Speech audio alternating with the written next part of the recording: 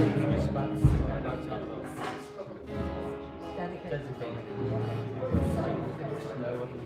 it's very low.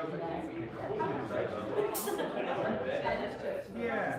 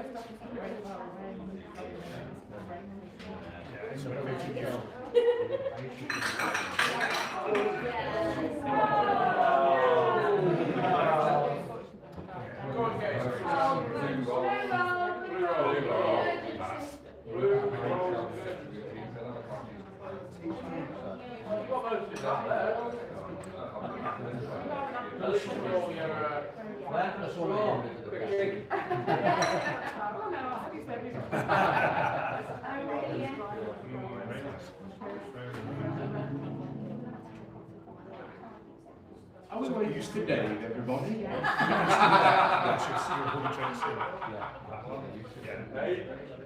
Is that going well?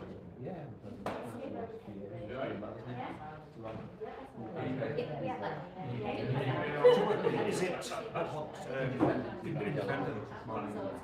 We have a visiting speaker as well.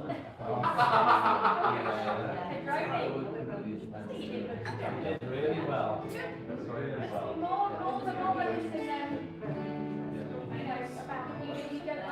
Oh, today?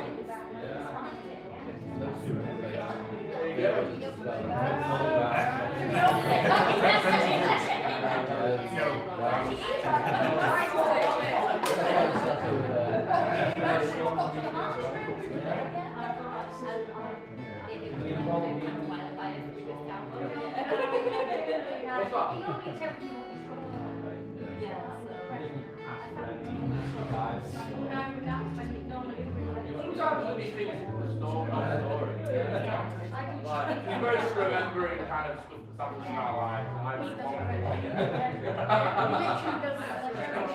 that amazing memory that we have, that like it's trying to remember it all.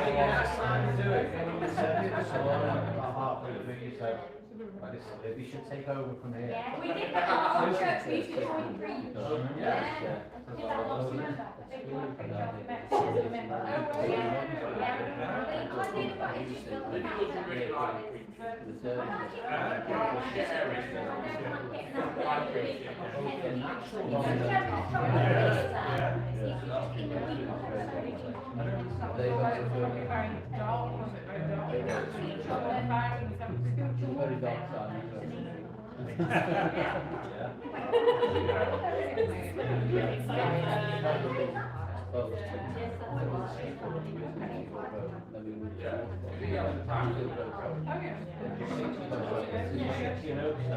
I have to, I very good at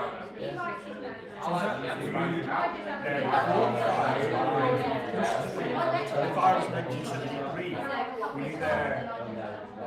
You can't blame me for that one. CCTV, we wouldn't be on field. It's hard not to have So was it, you were on, with that time or after? Yeah. So we got married in 72, we went over to the room. Right. The house Sorry.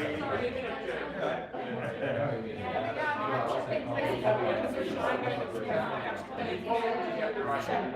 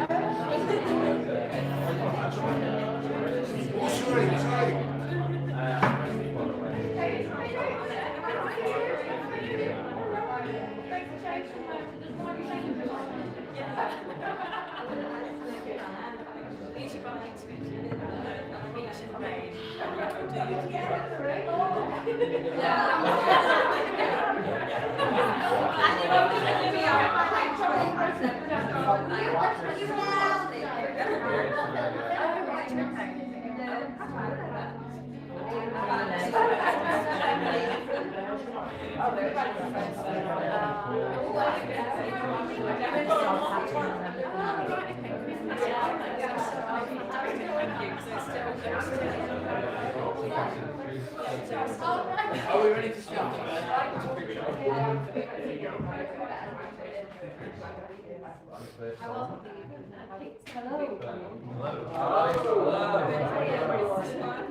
That's a lovely welcome. So I just want to say a very warm welcome to you for coming tonight. It's really great that you could join us here for StoryHouse AGM. I'll introduce myself for those that don't know me. My name is Helen Condren. I am Chair of Trustees. And I just wanted to introduce you to some of the other trustees, just so that you know who we are, because we kind of hide in the background a little bit. So we have Anya Swift. Actually, Anya's been on trustee for 6 years now. So we're very grateful. Yeah. Ellie, that you know. Then there's also Geraldine Foster, who those of you who go to StoryHouse know Geraldine. Geraldine is working down south at the moment doing some other missionary work.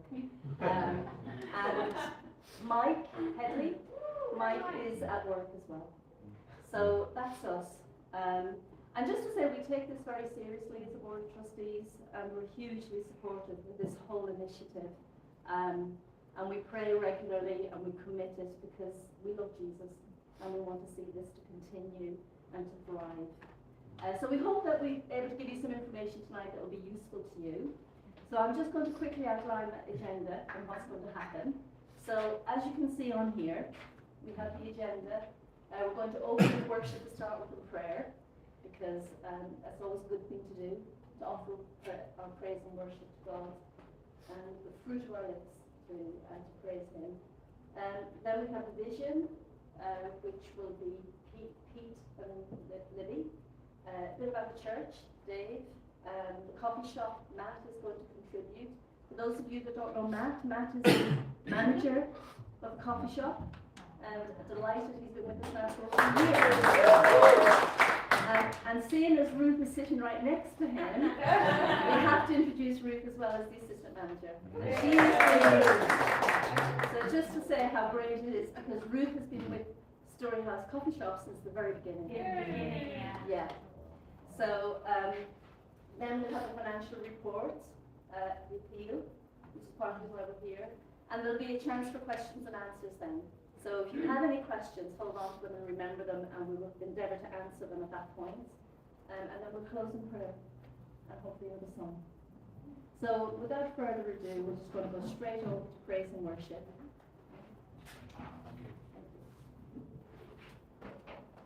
It helps to stand up.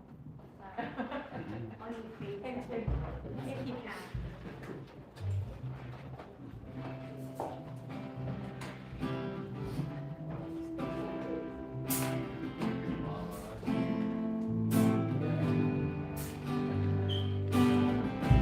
Hope is built on nothing less than Jesus' blood and righteousness.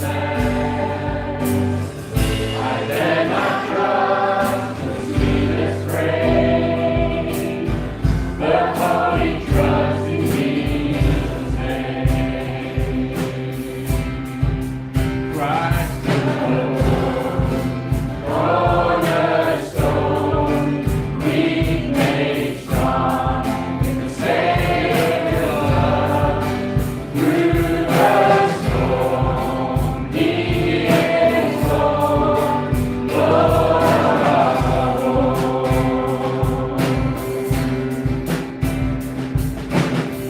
When darkness seems to hide its face, I rest on His unchanging grace. In every high and stormy gale, my anchor holds within the veil. My anchor holds within the veil. Christ alone, cornerstone, weak made strong, Savior love. Through the storm, He is Lord, Lord of all.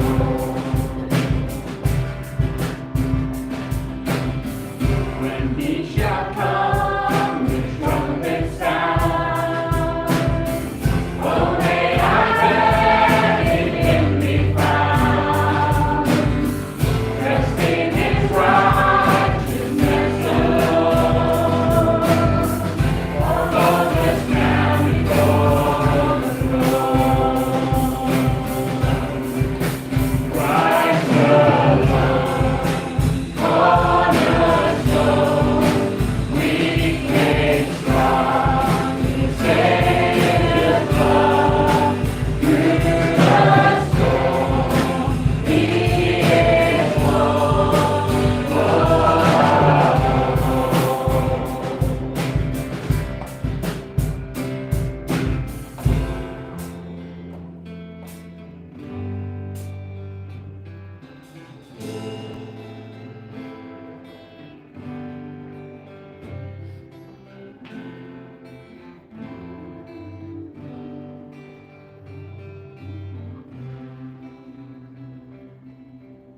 Lord, we just thank you for the opportunity to be here tonight, Lord, to look back and to look forward. We thank you, Lord, that you, Lord, in the past, Lord, have done the work that's needed for us to move forward into the future.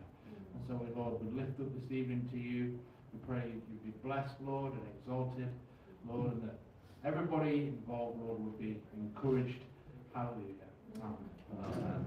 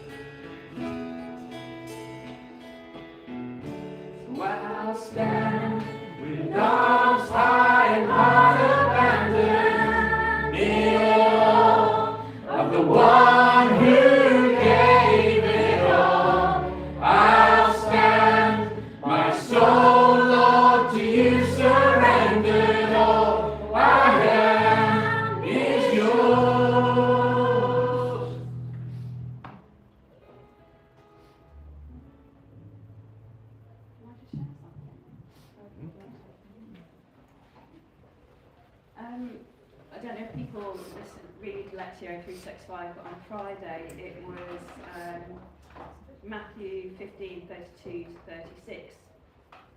And it's Jesus feeding the 4,000, I think it is. And I'll just read this passage out if that's all right. Then Jesus called his disciples to him and said, I can have compassion on the crowd because they have been with me now 3 days and have nothing to eat. And I am unwilling to send them away hungry lest they faint on the way. And the disciples said to him, where are we to get enough bread in such a desolate place to feed so great a crowd? And Jesus said to them, how many loaves do you have? They said 7 and a few small fish. And directing the crowd to sit down on the ground, he took the 7 loaves and the fish, and having given thanks, he broke them and gave thanks to the disciples, and the disciples gave them to the crowds. And I was just thinking about sort of StoryHouse and us. I was thinking about me, and thinking we might just see that it's a massive, massive thing to do. But God's just asking for a few small things from each one of us, and each one of us has to do that little small thing, and it's what God is asking us to do. And I'm kind of like thinking that, if we come open-hearted, open-handed, then God will multiply that. And I think what it was he was talking about, the crowd was in a desolate place. There was nothing around them, so who else is going to stand in the gap if we don't? Thank you for that.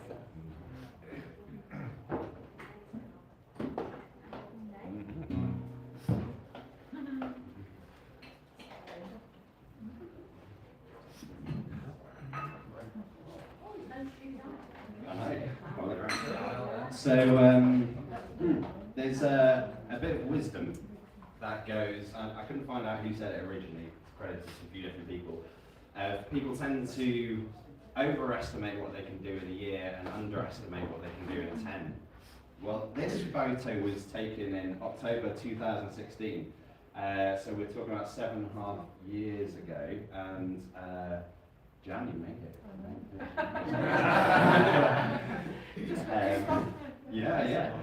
And that was downstairs here, where when we first got the keys to it and building work had only just begun, and we came into this bare shell of a building with just enough resources, and the God who made the universe behind us, which was quite helpful in that whole kind of scheme of things. So just for those who don't know the origin story, there's a few of us at St. Luke's praying about what God was doing in the area, and we noticed a couple of things. We noticed that teenagers were thinning out in the churches, 20-somethings were completely absent, and there weren't many 30-somethings. So there's a generation gap in the local church, and that's not okay. And then the other thing that wasn't okay was the village where we're situated was around a third to a half of the units were boarded up, closed up for various reasons, and that was quite painful for the local people. And so bringing those two things together, we're like, well, we can open a coffee shop. That is a place for people who wouldn't walk into church, where they can meet Christians, realise we have one head like they do, we wear the same clothes that they do, we're not scary, all that kind of stuff. And also help regenerate this place, Crosby Village. We thought this was a good idea, but incredibly risky. So it was battered around a little bit amongst a small group, and eventually said no because it wasn't very sensible, it would take a lot of money, all of that kind of thing. And then we were at an unrelated church training event. And Steve, were you there? Were you in that room? We were both in the room. You were both in the room. Steve and I were both there. I have the recordings, well, to prove it. Prophets came to us from Sheffield. Prophets exist in Sheffield. They are out there, they come. They came, and they didn't know us, and almost no one knew this plan. And they'd been praying for us for days before, for our church, just listening to what God might be saying. And one of the things they said during that was, you're thinking about opening a cafe, it's really important you do that. And went on to describe how important it was that the church became visible to the local people. And it was so nailed on. We were like, well, you kind of have to do it at that point. And one of the things looking back is we didn't even discuss whether we needed to go back and do this. We just went ahead and did it because it was so like, well, kind of God said. So we went ahead and we did it. And all along the way, God provided these amazing things. But when we were opening it, we had this coffee shop, this crazy idea that, you know, non-Christians might connect with this thing. And I don't remember if, when you were little, do you remember like an old aunt or something like that would come up to you who you'd see like once a year and she'd grab you and be like, haven't you grown? Look at you. And you're like, oh. You're like, I'm just me. Because you're around you all the time and so you don't notice that you're growing. But someone who comes in every now and again notices. And just looking back 7.5 years ago at an empty shell, and thinking of the number of things that have gone on in that time. And we're now standing in a building that is, you know, miracle number one, still open, still going, still rolling, which is incredible. But more than just existing, you know, there's this church that's outgrown the building, now meets in a high school down the road, where we're going to be baptizing 5 people in September, where we're going to be starting our that same month, starting our millionth alpha or whatever it is that we're up to now, and inviting more people to get to know Jesus.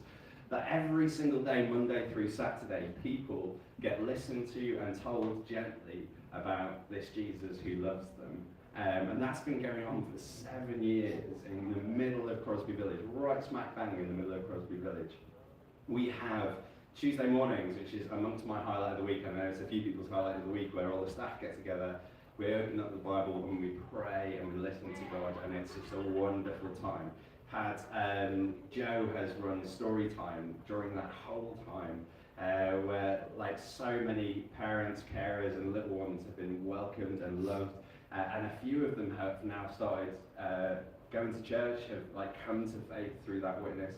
And you know, we've had people prayed for who've been healed in this place, and we've seen, you know, over 30 staff grow in their faith and their confidence to actually talk about Jesus with a stranger for the first time, or sit quietly and listen and pray with someone, and just like, you know, thing after thing after thing of all these wonderful things that have happened. And it's a little bit like Ollie, who 2016 you were what, like 2? Whatever that was, you were. I remember being. You were just that little kid doing triathlons because your family's weird. And now like you can see him, big grown boy, playing the drums, makes incredible lattes, and it's like, you know, Ollie's like a little metaphor for, you know, the stuff that's going on here. And you know, I don't have my shoes on because when you approach holy places, you take off your shoes, right, to walk in the holy places. And we often think of holy places as like big cathedrals or those kind of things, but God does amazing things in this place and amazing things in this community. Like, this is the holy place where I've seen God work, just because I think He likes to exist on this frontier where His people meets the rest of the world, because He's desperate to tell His people that He loves them. So that's the kind of highlight of us and what we're about. As you know, we're all about people encountering Jesus and being nurtured in that faith and growing in that faith. And there's a million other things I could have said. So that's why we're going to have Pete and Libby come and share about what's happened in the church over the last year, what we're looking forward to, and then Matt's going to do the same for the coffee shop. So a round of applause for the wonderful people.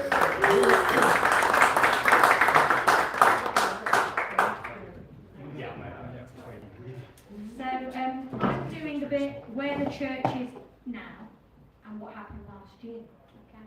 But because, as you know, I'm obviously a scientist practitioner, I have to do my research. So I put out the word to have a bit of feedback about what actually people thought about the church.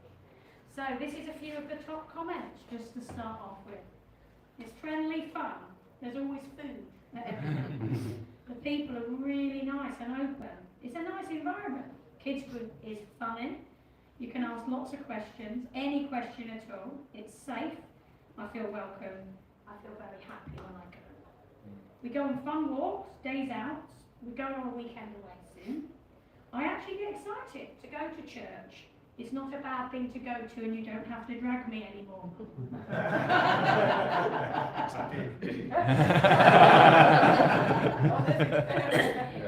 There's always laughs every week. There's all the men seem to go on a day out mountain biking, but the girls seem to have a lot of nights that they do stuff. There's a few of others, but yeah, I kind of agree. Okay, there's lots of helping people out, lots of people make meals, lots of people babysit, lots of people help do DIY, shift wood around, soil around, and generally lift pebbles. Yeah, this is kind of what the church has been up to. Yeah, this is people get modern church. Yeah, and so I said, is anything spiritual going on? Yes, there's faith in the place. There's great preaching. That was in capitals. There's prayer, and everyone asks for prayer all the time, all throughout the week, and everyone says they'll pray, which is good, isn't it? Faith-filled people with great big hearts. We had Kaylee, and where we had loads of different people, and it was just a beautiful evening, wasn't it? And then some of our Ukraine friends who've been staying with families in our church, they then had a Ukraine centre, Kaylee, and I'm sure it was a bit linked, wasn't it, between them. Well, anyway, they seem to say that they were having one because we had one. The Christmas events here, outside, every Christmas has become a bit of a part of Crosby calendar. We're having another Alpha. Alpha is a very special thing to us because it's actually how our church is growing, is through new people finding faith in Jesus and then coming. So we loved it. The Alpha Away Day was beautiful last year, wasn't it? Each time God shows up, the Holy Spirit gives us words, and it's just very, very moving. There's worship. Oh, the kids' song, this is what the final piece of feedback I got was. The kids' song is really happening, yeah? And it's true, because they learn to have fun and move together. So, yeah, so in the church we've now moved, for anyone who doesn't know, we now meet in St Michael's. We used to meet here, and we used to eat kind of lunch and then have a little bit of church together, but our numbers are massive now. In fact, probably wouldn't fit us in here, although today it was a bit less. But yeah, usually it's kind of a lot of people. And we, as a group, kind of love to worship, so we make worship a very big part of what we do, because we want to honour Jesus. That's the main song of our hearts and our lives. And so we often sing Worthy, because as I always say, we're getting ready for our next place we're going to live, which is heaven, yeah? But apparently that's the big song, so that's what I always say to people, you've got to get your practice in, so that when you get there, you can just be on the front row with me, yeah? So yeah, we've been really, really blessed to see God add to us, and we've had some really great additions as well, that God kind of just didn't, when we need someone, people turn up. So we do believe in miracles, and so we just want to encourage you that faith can arise in our hearts, because our God is a great big God, yeah, and He holds us in His hands. So I'm really excited. Was that enough of last year? Yeah, it's cool. Okay. Now the piece to do. You forgot we started home groups. Oh yeah. We also have home groups. Yeah. So that was a really important thing. So this year, kind of over time, we used to have one home group, and now we've got 3, and they're busting at the seams. Well, certainly some of them are. And the day one has got some space if anyone needs to come to the day one, yeah? But what I'd say is that it's just fantastic, kind of seeing people grow and seeing other people lead that, and we're beginning to see a transition with that. We do still have age groups missing at church, so we regularly pray for more 13-year-old girls, because Charlotte would love to have someone her own age at church, so if you want to pray for that, that's on the list. Yeah, but there's actually loads of other ages that are missing, and so we do really pray, and we want to see God doing that. We've had a lot of involvement with, well, Ethan has done a great job with the L23 youth, but so some of them have come, haven't they, occasionally to church, so we were just honoured about that, but we'd love to see growth in there. We'd love to see, we do have a lot of families, we'd love to see of all ages coming, because everybody would be absolutely welcome. Worth mentioning online following as well. Oh yes, and the online following. Thank you, see? So as you can see, very professional, despite the study, I think. So yeah, we have an online following, so it's actually a really important part that we always broadcast, and it's important because people over time have reached out, and I've been in all sorts of scenarios, from the workplace to Sainsbury's, to down the beach, and to other things, where people have come up to me specifically because they've seen me at church, Okay, so we don't know the influence we're having. So some feedback we've had has just been that it's wonderful for people who have children with disabilities who they can't get out of their home. They know they can always get church because we're always online and it's regular and they join with us. And other people stop me in Sainsbury's to ask me if I'm the praying lady. So that is obviously more people are watching than I realised. I think it was like, would you want me to pray for you? Other people think they know me because they watch me each week and I have no idea who they are. So what I mean is, there's people following us and listening and hearing about Jesus. And if you are online, then you're very welcome to actually come down and have a donut one day. Yeah. Okay. I'll hand over to Pete. If I've forgotten anything else, I apologise. Yeah, no, thanks for that. So I'm just talking a little bit about kind of where we might be going in the next year. Just to kind of like frame this, we're going to be kind of praying into our kind of next 5-year vision over the next few months.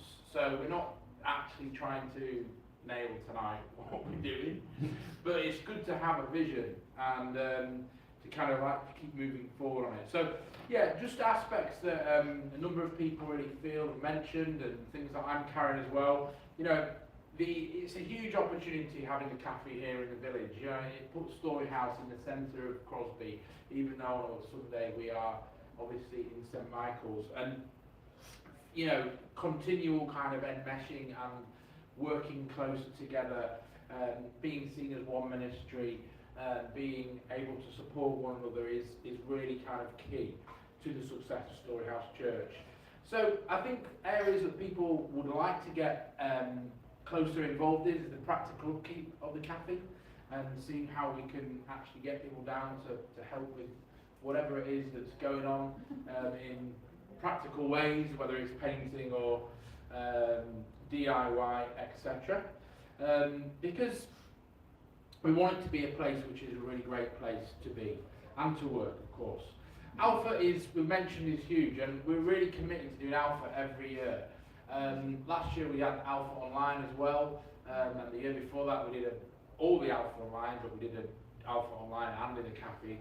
And actually kind of like that operating model is still kind of the way that takes people on the journey, that answers the questions, that goes deep enough for them to really kind of like wrestle with authentic Christianity and bring them through to a point where they kind of actually impacted by the Holy Spirit in a meaningful way and accept Jesus into their lives. So we're going to be going for that again, and it is a whole kind of church thing, and so having a cafe here is really kind of accessible. It's a wonderful venue to do it in. The young people's thing is huge, you know. It's something that we can't kind of like just put on the back burner, but it's difficult as well. It's challenging because it really requires a lot of energy, it requires a lot of commitment. But as we've mentioned a few times already, you know, something happens when people go to high school.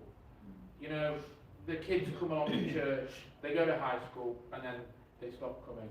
And actually, then we have at our church people in their 30s, 40s or whatever, but 20s, it's devoid. And sometimes, you know, there may be that people go into big churches in town, things like that, but for the people around in Crosby, then if they were to search and come along and find that they're the only kind of teenager, you know, Ollie's doing a great job hanging in there. But it's tough, you know, to come to a church where there isn't anybody like you. And so we've really got to pray into this one. We've really got to kind of like wrestle with it and consider, Lord, how is it that you want us to reach out? It's obviously been a massive blessing having Ethan going out into the schools, doing that prep work. But you know, it's an amazing venue. Before COVID, we did launch a youth group, but unfortunately, because of lockdown, it got closed down. And actually, kind of what can we do without jumping in two-footed? We have an amazing venue here that young people can play, they can get to know each other safe, we can speak truth into their lives. There are people out there that are speaking lies into people's lives, and it's kind of setting them up for life. And actually, we've got to be giving them truth. So that's the next bit. And then the third area, really, for me, fourth area, interface between the cafe and the church is, you know, what other ministries over the next kind of year or so can we partner with to use this space to kind of like maximise the potential of this as a spiritual zone, a community centre in Crosby that can reach out to people. So it doesn't necessarily mean that we are doing the ministry always, but we're partnering with other people who've got ministry. Maybe they need a space like this. And I was just thinking today, talking about generosity and all the kind of the money situation out there, debt counselling and Christians against poverty, etc. So yeah, just things to think about really and to be praying into. And then kind of the second big bit for me is about church outside of the cafe. And really kind of it's been great to kind of launch the 3 home groups. It's still early days, and for me, home groups are the other part of church, and they are really the engines for spiritual growth. Some people say it's quite a big step to get up on a Sunday. It's quite a big step to share your faith with somebody outside. But actually, home groups provide that safe space where you can be encouraged, where you can be challenged, where you can be loved, and actually you can grow in your spiritual gifting. So really that has to be front and centre of our growth. And then as we grow, which has been great, other people joining us, we're getting to the point where, you know, everything used to be able to be managed quite informally, and it was fine because there wasn't that many people. But actually we're going to get to the point soon where we're going to have to consider organising a little bit differently if we're going to kind of actually be able to increase our resilience within certain teams. So it's actually developing teams. And it's developing people to be able to lead those teams so that we've got effective kind of rotations. People aren't doing things all the time. A lot of people at church do serve great every week, but actually just being able to rotate would increase kind of growth in people and also kind of resilience. So that is kind of an area. And specific things like the music and the tech takes quite a lot of kind of organisation on a Sunday. Maximising the church suite kind of that thing, and consolidating teams, children's work, etc. Through supporting the leadership. Sorry? Okay, yeah, so next year we're kind of expanding. We've got lots of young members of church, which is really great, and as they're growing, more members, young members are joining us. So we kind of we're expanding into 3 age groups, which is great. And actually, how can we keep that going as they kind of carry on growing up? So, yeah.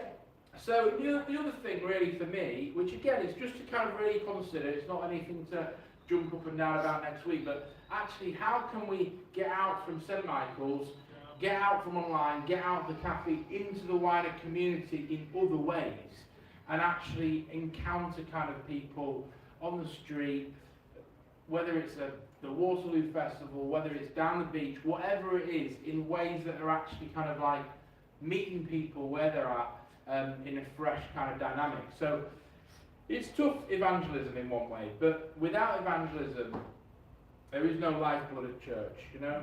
Jesus said, go and make disciples of all nations, and that takes a lot of faith and effort and resource, all nations, and this is the little bit he's given us. So we've got to keep that front and centre in regards to moving forward as StoryHouse Church. And our 3 things are Yeah, our 3 things, you can see them on the wall. Oh. Be with Jesus, become like Jesus, do what Jesus did. And for me, tonight, and praying into the next few kind of months, is really about what does it mean for these 3 things in practical and spiritual and definitive ways that we are going to be pressing in on in the next kind of year, in the next 5 years, that we haven't done before. So what does it mean to become like Jesus and do what Jesus did and be with Jesus in fresh new ways in StoryHouse Church in Crosby? And that's kind of getting nuts and bolts attached together to actually kind of like move forward as a machine, but we're not a machine, organism. You know what I'm saying? Thanks, Great, thank you. Dave, weren't you supposed to be getting up before us? You were, yeah. Yeah, and I did, yeah. You did? Yeah. I did that. You didn't want to say anything else from the moving forward then? No. No, that's No, all good. okay. Somewhere in between Pete and Dave on holy ground kind of scenario. If you go to StoryHouse Church, you might not know me. My name's Matt. I'm one of those churches in the city centre that are hogging all the 20s. But actually, I don't know if Dave and Lizzie actually know, but they were really big for me when I was around that age. So I'd just gone to uni. I'd grown up in church, but I'm not really sure that I actually knew what it meant to follow Jesus with my whole life. I think there was a sense of believing in God, but when Jesus says, you know, you're going to die now, for me, and then you'll find life, that was alien to me. I never knew anything about that. And so when I came back from uni, Dave and Lizzie were doing their small group that they'd sort of started with lots of 20s to 30s. And that actually provided me a lot of stability at a time in my life where I was really exploring what it actually meant to follow Jesus. So I guess you guys were doing StoryHouse things before this place existed. So it's been great to hear where the church is at and to hear that, because I guess as someone who's in the city centre but really loves Crosby, that's really ace to hear. So thanks for sharing all that. But yeah, I want to start, I guess, with the cafe of sharing an experience of that John had. So John was big, tall, bald guy. Told everyone that Jesus loved them, told really bad jokes, that's John. He was in the cafe one day, and someone who was in that 20 to 30 age bracket came up and sat him down and said, I'm offended by what you guys do. You are too Jesus-y, it's in your face, and I'm offended by it. And as a staff team, we were like, that's great, that's great, we love that. Because actually the gospel will offend some people, it will offend people, but some people will find life in it. And so what we want to do is we want to hold that all unashamedly.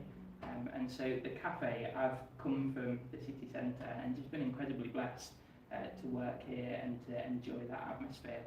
I think my main takeaway at the last year has been the unity of the staff team. Seems like it's increased. I came from UCCF, which works in Christian unions in the city centre universities. And I think I came and the staff team was a mishmash where some people were really going for it for Jesus, some people weren't quite so sure, and it's like, ooh, what are we as a team? And actually it's been really encouraging, like Dave said, there's Tuesday mornings we gather as a staff team and we open the Bible, we all sit there, we listen to each other, we listen to Jesus, we listen to God, and we pray. And they've been some of the best times for me. I really love those times, and we pray for the work of the church, we pray for Crosby to be reached, and they're really great times. One of the things, I'm going to tell you some stories of people, but one of the things I really want to do in the next few months in those prayer meetings is read the book of Ecclesiastes in the Old Testament. It's this really beautiful book. It's almost like performance poetry. This guy sort of takes the mic, like me, and he gets up and says, you want to hear wisdom? I'm going to pretend to be King Solomon, the wisest guy who ever lived. Life is really tricky. And that's what he says. And he goes through 12 chapters of how people find satisfaction and it's actually not working for them. So he basically says, look, life's like this vapor. You kind of smoke. It's here and then it's gone. And when you try and grab it, you just can't. It's like it slips through your fingers.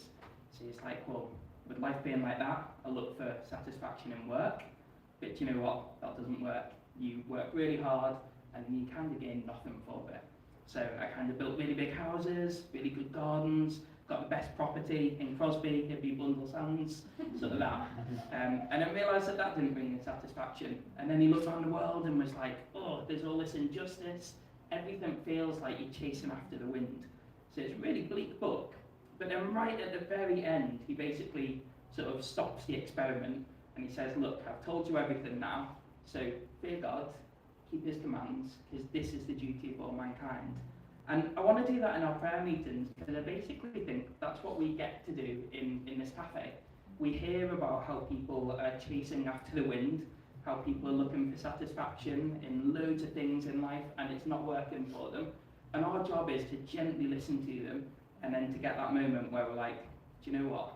There's more to life. There's actually a God who calls you to follow him, to fear him, to love him, and to give your life to him. And so we've not had any huge professions of faith, but our experience has been that experience of Ecclesiastes, where we hear people's kind of world viewpoint and their story, and we gently want to point them to Jesus. So I'll tell you a few people who come in regularly. I'll start with Stu, because that one's one for Ollie. So Stu is a local guy who has lived in Crosby for years. He lives just in the sort of council place over there. If this had been live stream, that's probably bad to say. I've changed his name and his address. But Stu goes to the Good Catch every day. And one day the Good Catch noticed that Stu was not doing too well. He seemed a bit more sort of upset than he normally is. And they said, look, StoryHouse is your place. So Stu came in, we sat down with him, he, let it all out, we gave him a coffee, and Stu started coming in every day. And one day, I remember it, Ollie, we had, I don't even know how we had the money. Someone had left some money that was just getting spare. It wasn't from the tips, it wasn't from the till, promised Dave. Ollie went and we were like, what do we do with this money? So Ollie went out and said to Stu, look, go buy yourself some food, go buy yourself something nice, and prayed for him. Which is ace. And then on Stu's birthday, Stu's come in almost every day. We got Stu some books from Pritchard's, we got him a card, and we sort of gave him that and blessed him. And that was the only birthday card he got that year. So Stu, we've had lots of chats to him about Jesus. Ethan, we had a chat, me, Ethan and Stu, about life and science and all that. And it's great. And Stu is, he's no idea where he's at with the Lord, but he's really chatting about his life, and he comes here because here is not like anywhere else in the village. So he comes in every day, sometimes doesn't even order a coffee, he just tells us what he's doing with his day, and then he goes out again. So that's Stu. Speaking of the Good Catch, Gaz is one of the guys who works at the Good Catch. You might have seen him. Really long, biking. Really long-haired ginger guy, rides a bike. Gaz is at uni, sort of online, studying religion, philosophy and ethics. And Gaz is ace. I've sat down with Gaz for a good while and chatted through Ecclesiastes when he was feeling frustrated at work. And just really great conversations there with Gaz. Carolyn's had plenty of conversations with him about teaching him Spanish and stuff like that. So Gaz, I guess the beauty of this place is these people, they're not just projects, they're actually friends. And Tracy, who works in Encore, is a good example of friendship.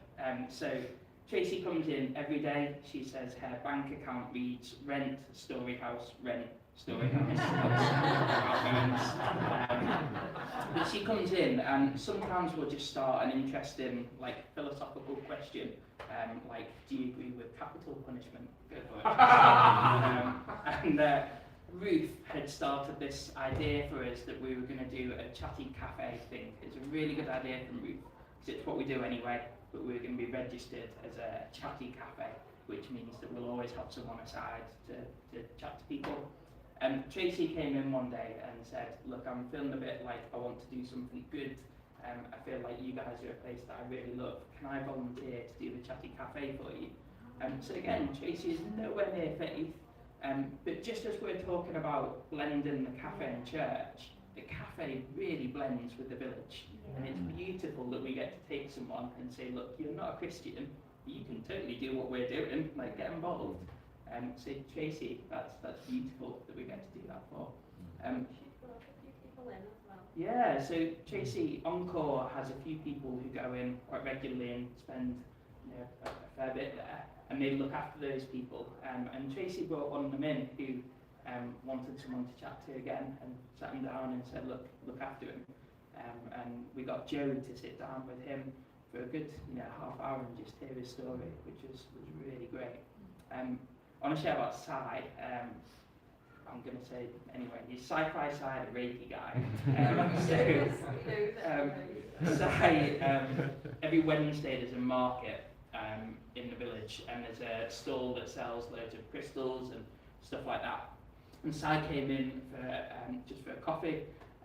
He walked upstairs totally randomly and came down and was like, did this place used to be like a casino or something? Because I can hear laughing and the ghosts of laughs. And we were like, no. But we're Christians, maybe it's something to do with Jesus, maybe. And so Si sat down with us, and over the course of time, he's challenged a lot of what we believe. He says he will never believe what we believe because he doesn't want to limit himself to believing there's one way to salvation. But Becky, who works for us, one of Carolyn's friends who she brought along with her, Becky and I got to sit down with Si, and it was the weirdest Bible study I've done in my whole life. At one point, he said that Jesus is an alien because Jesus came from heaven. Heaven starts with H. Home starts with H. So he's an alien who wants to take us home. That is the kind of craziness that we're talking about. But Becky was so patient with him and spent about an hour and a half gently just pointing him back to Jesus, which is wonderful. Yeah, Dave showed him the Bible app on his phone, and he's got it on his phone. So on Friday, Fern showed him the YouVersion Bible app, and Si came up and was like, "Why have none of you guys shown me the Bible?" I was like, "Mate, I'm pretty sure we've told you about the Bible quite a lot, but alright." So that's Si. Couple more, and then I'll pass it over. Dave is a local guy who looks after his mum. Dave is a local guy who cares for his mum, and I think he's found that really hard and really challenging. Dave comes in and he orders a flat white and just hangs by the bar and just waits for one of us to sort of say, "How's your week been? How you doing?" and sit down with him. Dave's another one who we just opened the Bible with, appointed him to, there's this verse in Ecclesiastes, and it's right at the start, and it said, "The rivers always flow into the sea, but the sea's never full."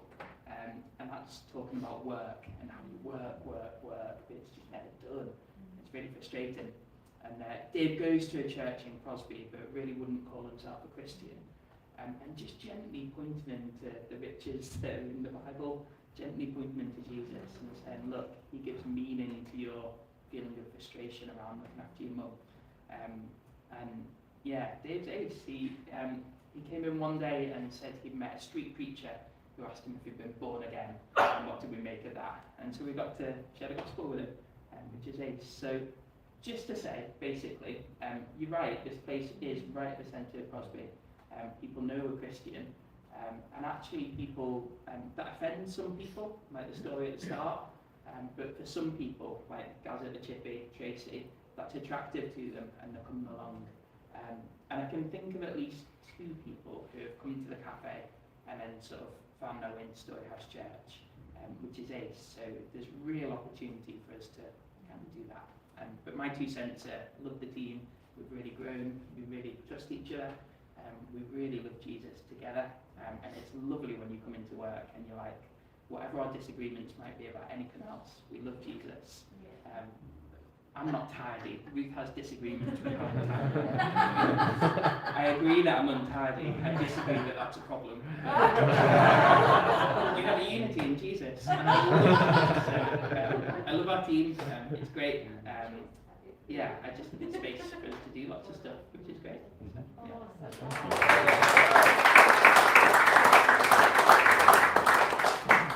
Thanks, Matt. I get the fun bit of the night, which is to talk about the finances. And money. Just to say, so this is our AGM, our financial year runs from October to October. So we are talking about October 21 to October 22 when we look at the numbers, but we'll also just mention a little bit about kind of where we are now and how things are progressing. Can I have the first slide, please, Dave? So I think most people know this, but just kind of for a recap, we are a church, we are a coffee shop, and we are a charity in the heart of Crosby. Our aim is to really introduce people to Jesus, and we try and do that by being with Jesus, becoming like Jesus, and doing what Jesus did. And as a trustee team and as a leadership team of the church, we try our best to think about how we run a church, coffee shop, and cafe. No, that's the same thing. Church, charity, and coffee shop, like Jesus did. Next slide, please. And also just to say, we have lots of very, very generous people who give to us. They give us time, they give their gifts, and they give money. And that includes people who live here in Crosby, people who go to church, but people who also don't come to StoryHouse Church. I don't know if everyone knows that, but I think it's really important to acknowledge that we've got a really big, wide range of supporters, and it is lovely to see lots of people here today, and I know there's people online watching. And I think you've heard from Pete and Libby, from Dave, from Matt, about some of the wonderful things that we've done in the last year, and the things that we've got coming ahead. And there's just a kind of, that was my list that I could quickly come together. So, the actual finances. So last year we received donations of £97,000. The cafe itself made £116,000, which is about the same as the year before. It is quite hard to actually compare it across the board because of COVID, so we've had lots of kind of COVID grants coming in and out. And if you add all of that together, we get to £231,000. That was slightly more money than as a charity we got in. For last year, that was kind of alright because we could cover that through our reserves. As a charity, we have a reserves policy that says we need to keep 2.5 months of our operating costs, so slightly less than our overall amount in the bank. And at the end of October last year, we had that much money in the bank and could operate. However, the last few months have been quite difficult. I think some of the kind of cost of living pressures have continued to grow, and also with things that have happened for us, like the air conditioning broke again. So we've had to call on those reserves a little bit more. So if you look at our reserves right now, they're not quite as healthy as they were in that picture. I think we want to try and be really open with our money, so if anyone does have any questions, both later or at any point in time, any of the trustees would be really, really open to answering any questions. Just to kind of give you a breakdown roughly of kind of how much things costed in that year, so 21 to 22, on a monthly basis it was about £18,000. Of that, about kind of £1,000 was for kind of church, and that goes towards rent for St Michael's, all of the donuts that we eat,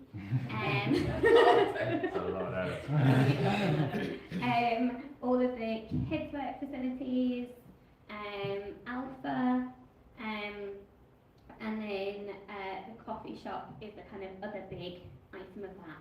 In this year, we had one bank account, so everything came in and out, so it's quite difficult to kind of separate them. Next year, if you come to the AGM, which I hope you all do, we will be able to break it down a lot better for you. And I think we've got a little pie chart there to roughly what we spend our money on. The two big expenses are staff salaries, and just to say staff salaries include Dave and Lizzie and how they run the church, as well as everyone who works in the coffee shop. Our rent is a kind of fair proportion of it, and then the cafe purchases.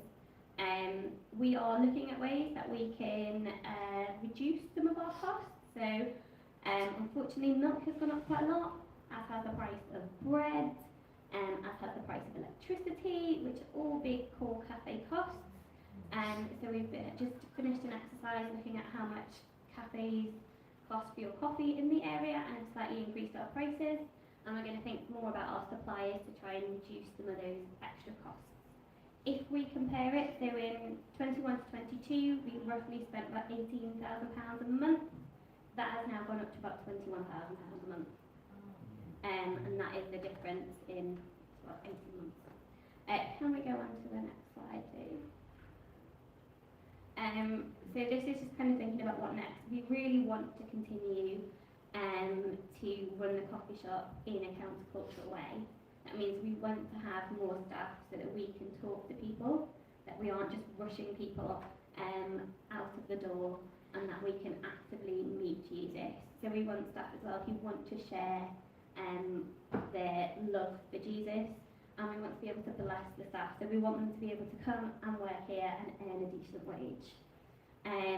We kind of, from this year, want to be able to pay Dave and Lizzie more. So in 21 to 22, we pay Dave more or less the same as anyone who works at the cafe.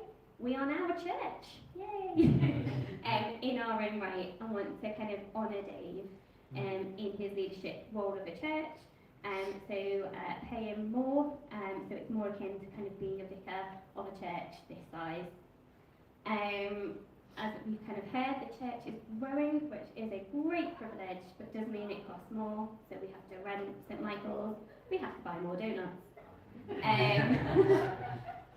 And then just kind of reiterating the point about running a business is really hard at the moment, and it has gone up for everyone across the board. Wages have gone up as well, so it's a bit difficult. And I think we've all heard about what we'd like to do if we had more resources. We would really, really like to refurbish here, particularly the toilets, I think.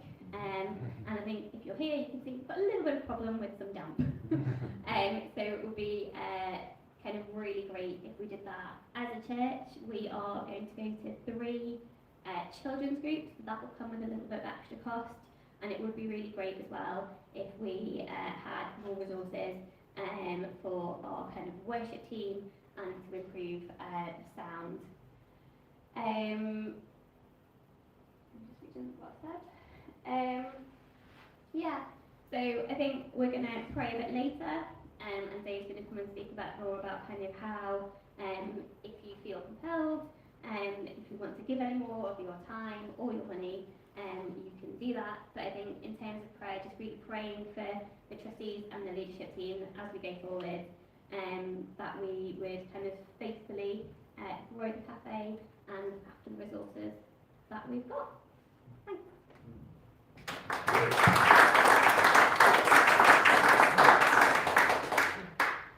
So we're going to have a Q&A. We're going to have some time to pray and to worship, so that's still coming up. But this is the point where we've literally locked the doors. No one's going out. Making the appeal for money now.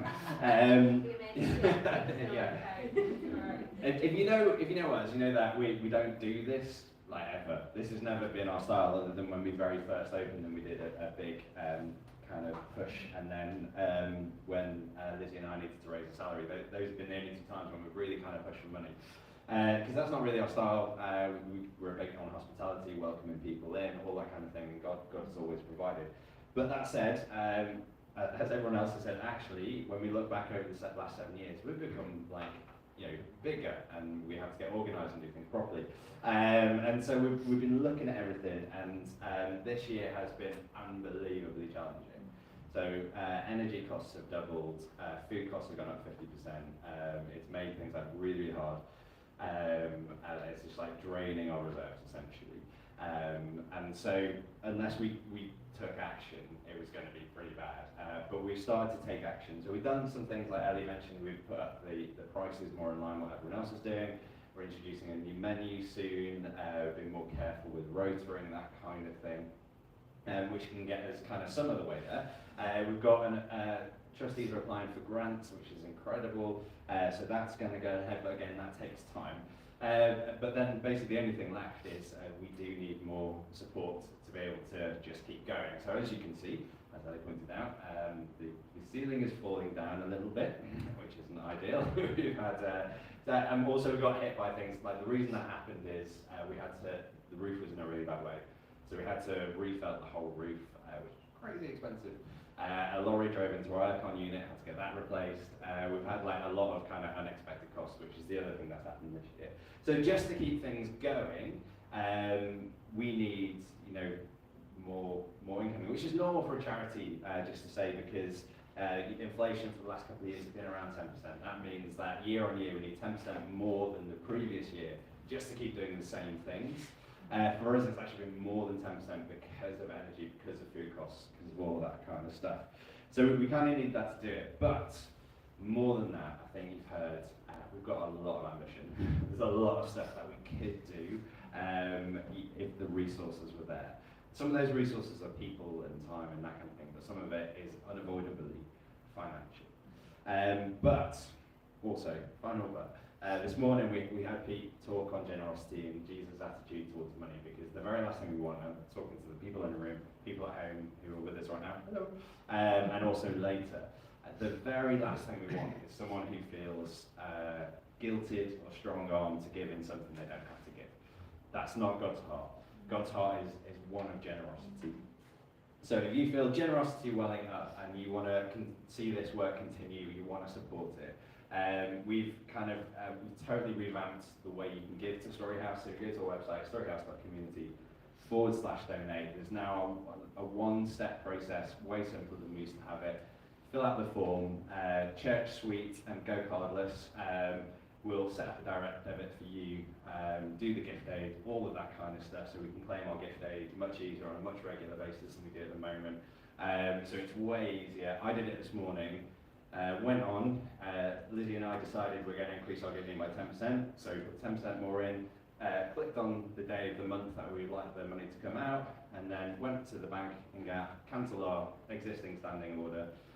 Took less than 5 minutes, amazing. So we've made it as simple as we can for you if that is what you want to go and do, but please again, pray about it, see what you feel like God's leading you to do. Please only do so if you feel you can do so from a generous and glad and happy heart. But that is the position we're in if we want to carry on doing what we're doing and do even more than that. So that's the big thing that we kind of want to ask from you.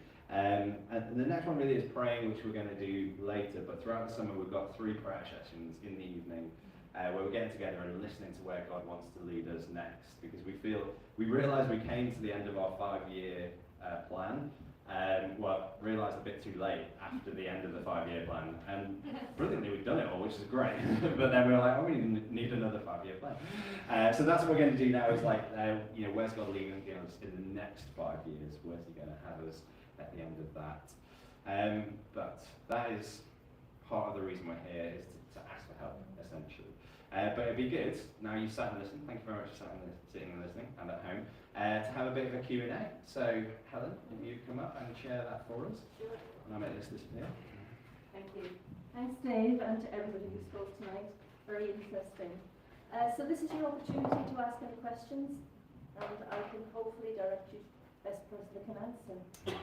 Any questions from anybody?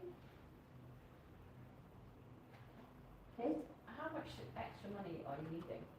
I think everyone heard that. How much extra money are we needing? It's endless, really. Yeah. Well, I really look at the whole point of it. Because, in a way, we're asking for money. What sort of amounts are we asking for, really? So to cover costs, yeah. to stay, to break even at the moment. Yeah. Well, I think Dave could answer one initially, and then I'm thinking about some of the work that one of the members of the church did for us in terms of refurb, and we did a rough calculation of what that might cost. And I know, Kate, you're going to support myself to do the grants, so we have some idea of what the refurb would cost here, but we'll come to that, but I'll pass over to Dave first. Is that okay, Dave?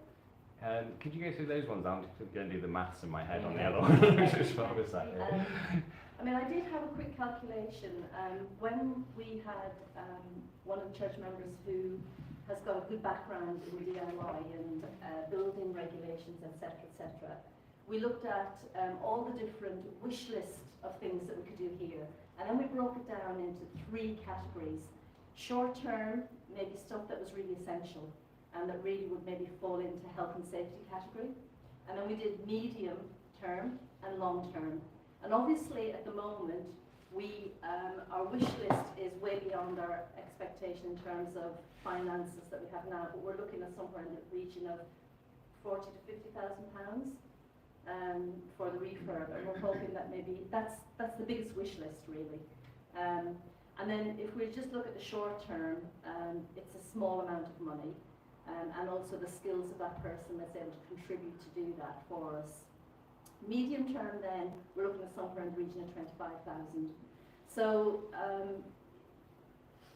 it's a lot of money, and that's why we think we have to apply to some charities for grants to enable us to fulfill some of that expectation.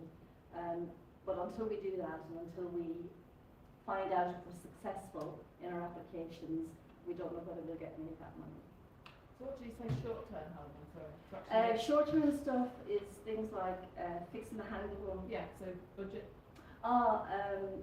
Few hundreds, just in the hundreds, maybe £400 or £500 short-term. Yeah, but they're just like essentials, really. Does that answer the question, Kate? Yeah, it was, yes, I know some of that, sorry, beg your pardon, but I guess it was some of the stuff that just... Dave was yeah, thinking of, yeah, just to kind of like keeping afloat with. Have you done the figures, Dave? Just loading up our accounts package. Sorry. Maybe if you do another one, I'll come back to you. Sorry. No, that's Pressure. absolutely fine. Sure, yeah. Any other questions? I was going to ask, the grants you're after, would they be match funding or just total grant? Well, there's a whole list of charities out there. Just for the people there. Yes, the question was, from the grants that we're looking at applying for, are they match funded? And it varies. The answer is varied. Kate and I looked at a big long list of potential places that we can apply for grants, and the criteria for those are varied. So some have to be match funded, some sort of say that you have to have your reserves, and there's a lot of information that they want around your end of year financial accounts, etc., etc. There are a number that we're looking at in terms of priority, and they will be the ones that we're looking at discipleship and really furthering the Christian faith for people. So they'll be our priority to start with. And then we can look at others that really have a criteria around offering you to apply for refurbishment or building or capital works. So it varies on which. It's a lot of time and effort to go through all of them and to go through and to pick out the best ones that we think we can apply for. Kate and I had decided on one particular one that we thought would be a really good starting point, and we've just recently had an email to say that they're going to shift their criteria after this next sitting, which is October. So we have to have our application in by the end of August. And they said because of that, it's highly likely that they're going to get more applications, and the success rate will probably be 1 in 10. So we have to do a really good job. And we need a lot of prayer behind that, because really what we said before, and I think what Kate shared from Lectio was really relevant in that this is God's work. This is it's Jesus that's at the centre of all of this. I think Dave said at the beginning as well that when he showed the first slide, it's God that's in charge here.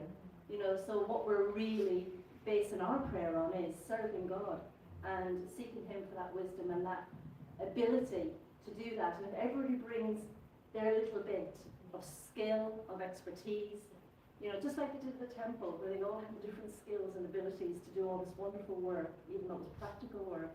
If we all pool together what we can, then God will bless us. And we have expectation that God will bless. So we're not going to limit our expectation, we're going to trust God, you know, for the 5 loaves or 7 loaves and 2 fish to feed the multitude.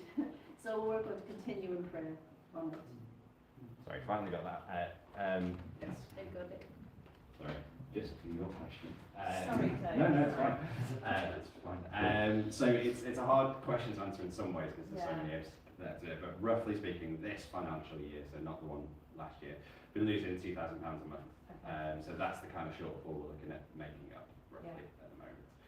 So yeah, is that what you? Yeah. Cool. Just, Yeah. Because I can answer that. Yes. Okay. So I think it's about £2,000, and that would break even. We could really do with adding to our reserves because we have depleted them quite substantially. So it's about £3,000 if we wanted to add to our reserves and also think about growing and doing more. Is that £3,000 a month? Yeah. Yeah. But that doesn't include salary uplifts. The salary uplifts have already happened apart from Dave and Lizzie. And obviously with the national living wage going up every year, we have to adhere to that for some of the staff. So, yeah, that's the position we're in. I think as Ellie had said, we really want to, as a trustee board, to support Dave in the work that he's shouldering. You know, as Ellie said, it's not easy to run a business, to run a church, and to do all the other things that go with it. In terms of sort of honouring that work, we did look at what a stipend a vicar would get on a monthly basis or a yearly basis, and we did some comparisons there, but we haven't reached that level in terms of our ability to offer that as a salary. I assume there's a landlord for this property. Yes? Yeah. And what's his or her responsibility? Yeah, I know it sounds a naive question because some of them would try and share the responsibilities. That's But right. what would they tend to do about this, the roof and things like that? Dave's going to answer that. It is a long answer. Yeah, it's fully repairing and insuring this, so that means basically we do everything. And basically they wouldn't budge on that when we first opened it, but they did. We had a rent review at 5 years, and they did drop it, which is unusual. So normally at the rent review it would go the same or up, and they actually dropped it for us in light of some of those things. So they have helped a bit, but they're not budging in terms of the actual building itself. So we've had to do all of that. That said, there's not a whole lot to the fabric. So now we've refelted the roof. That's about it really. So that was the big cost. And actually with the reduction in rent they gave us for the next 5 years, that will cover that eventually. Okay. Thanks, Dave.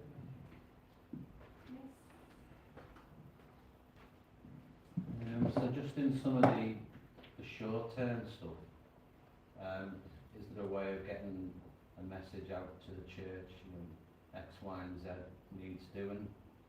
Can anyone help? Got any expertise? Or they may know someone who can help out at cost and, you know, save some money. So just about letting people know what needs doing.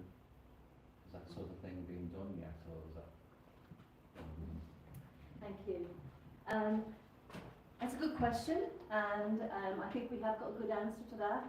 We invited one of the church members called Andrew, that we've been very grateful to have join us at one of our meetings last month. And he is our resident DIY person. He goes to church, I'm sure you know Andrew, and in some ways we would be communicating with Andrew in terms of coordinating that kind of input. And Andrew has given us a list of the short-term jobs that we do, and it's anything from fixing handles on doors to painting and decorating, things like that. And I think he has got some very good ideas and good plans. Does anybody wants to add to that knows a bit more about?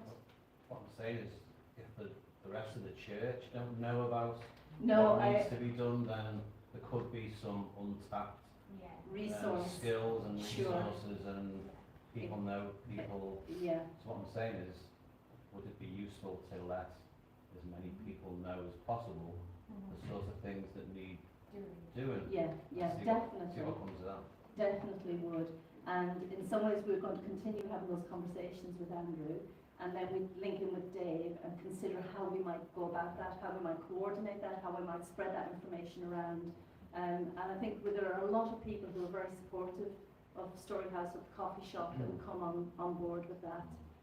So it's in the pipeline. It's something that we've considered, it's something we've discussed, and it's something that we will go through in terms of a process over the coming months. I don't know whether Matt wants to add anything to that, because I know Matt's in close contact with Andrew. Andrew's been, he's been really ace at, I have him down as Andrew brackets StoryHouse DIY on my phone. So he's really ace at just sort of saying, look, anything you need, come. He did a walk around with us and said, look, I think these things we do. So that the short term, medium term, long term projects that we have, that was Andrew. Yeah.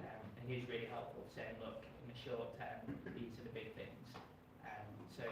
I think, but your point, Paul, is the people in the church and then more than tap. Yeah, for example, if you're thinking of, painting some bits and bobs, and so my brother works in a paint company who can get discounts, so we can get hopefully cheaper paint. So it's that sort of, letting everyone know, and it's spreading the word. Obviously you just got a new baby this week. But maybe I just wanted to make sure it was, I think maybe in the when he's ready, pipeline. he could maybe come do a little presentation today on Sunday morning. And it would guide everybody, wouldn't it? it is actually something that Andrew said in that like when we met up with him and we did the walk around. It is actually said we should take this to the church. So that it is in the plan. It's in the It's in the plan. Yeah. All of these things take coordinating and they take planning. And we do have a subgroup of the trustee board, which is a finance subgroup, and we've got a lot of actions to fulfil in that. Yeah. Just point of caution. I remember one time our toilet was broken and I had no clue what was, how to fix it, nothing. And one of our regulars was like, oh, I can do that. And basically it was a job that could have taken 20 minutes and he came back every day for about 3-4 days. That's the, I guess, the beauty of a church community, is we can say honestly, this guy's really good. And we can say, this guy's got a skill, but I'm not sure about him. we need to be in place. Some coordination would be good. Yeah, so thank you. Yeah, fair point. Any other questions? Got a couple more? Can I just ask, I suppose just thinking about income and the way it came. Annie, can I just clarify, one of those slides, did it mean to say income was 220 and the expenditure was 230 or something? One of them said the expenditure was 230 and we earned 220. So I presume it meant to say... Yeah, that's great, okay. So also just to ask then on that, I presume that the income is also what comes in through the church. So is that so we're talking about income that comes in through the church, through church members, and then other, as you said, people from far and wide who are supporting StoryHouse every month. Okay, so I guess that's why Pete, you did your talk this morning, perhaps encouraging church members. So I guess, Paul, as you're asking and looking for skills to be shared, I suppose also the same appeal has gone out to church members, has it, in terms of, so I guess, I suppose what I'm getting to, if you like, is that it's one mission, isn't it? So that you're supporting the church and the coffee shop through one pot, if you like, although I know you're looking to sort of separate it off a little bit to make it a bit cleaner. So I suppose that's what I'm just trying to understand, the way it's, as I say, there's one pot, which different streams of funding, if you like, are coming into, but you're supporting the church and the coffee shop through all of that. Okay. But again, I think making the need known, and I think maybe also making the need known through St Luke's. St Luke's obviously there for this to begin with. So I think it'd be good to actually, because I think people are generous when they know there's a specific need. And people understand with all the cost of living increases and energy increases and all that kind of stuff. So I think it'd be good to make that need known. Thank you, Jen. I think you almost answered your question yourself, really. Yeah. You were right. And I think just to, before passing over, Libby, just to say, what you just said is actually on the action plan as well.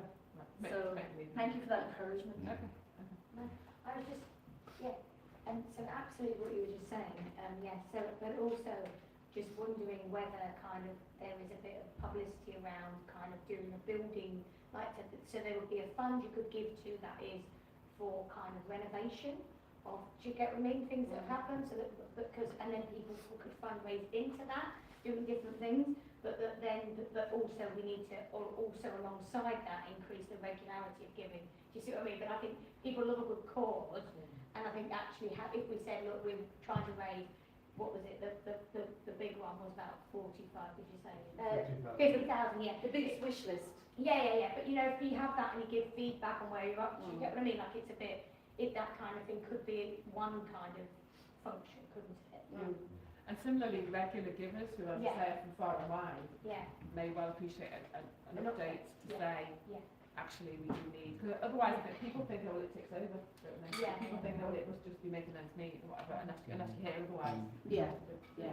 And this is the whole point of tonight, is to be that transparent and to be able to share, to carry that with us as a church, as a trustee board, as a coffee shop, so I think that's really important.